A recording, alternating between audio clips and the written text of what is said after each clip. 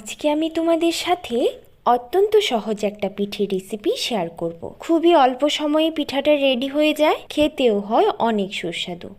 তাহলে চলো রেসিপিটা শুরু করি। সবার প্রথমে একটা বাটির মধ্যে আমি 1 কাপ আতপ চালের গুঁড়ো নিয়ে নিয়েছি। এখানে আমি বাড়িতেই বানানো আতপ চালের গুঁড়ো ব্যবহার করেছি।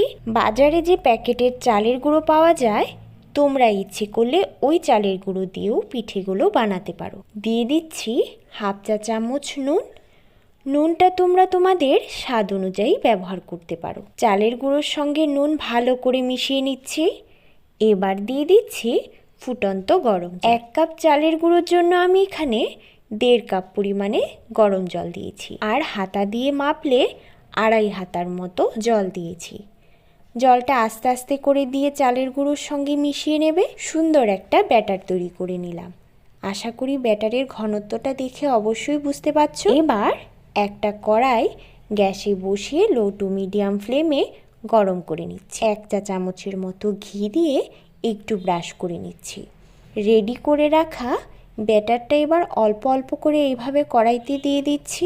যেহেতু পিঠের নাম আমি বাতাসা পিঠে দিয়েছি, তাই পিঠার সাইজটাও আমি বাতাসার মতোই ছোট ছোট করেছি। এবার ঢাকা দিয়ে একেবারে লো ফ্লেমে পিঠেগুলোর এক পিঠ সেঁকে নেব। 2 পিঠ সেঁকার প্রয়োজন নেই।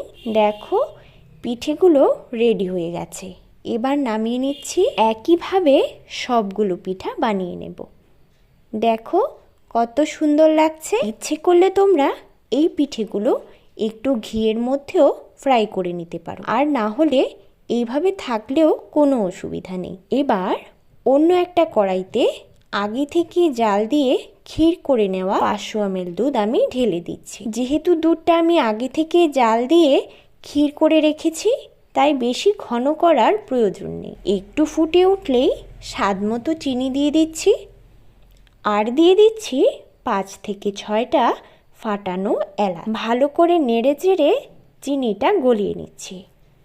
দুধটা ফুটে উঠলেই বানিয়ে রাখা ছোট ছোট পিঠেগুলো ফুটন্ত দুধের মধ্যে দিয়ে দেব। ভালো করে হালকা হাতে নেড়ে চেড়ে 2 মিনিটের জন্য ঢাকা দিয়ে ফুটিয়ে নিলেই তৈরি সুস্বাদু বাতাসা পিঠা। আশা করি সম্পূর্ণটা ভিডিও তোমাদের অনেক ভালো লেগেছে। আর যদি ভালো লেগে থাকে তাহলে অবশ্যই একটা লাইক, শেয়ার, কমেন্ট করে চ্যানেলটাকে সাবস্ক্রাইব করে নেওয়ার অনুরোধ রইল। ধন্যবাদ।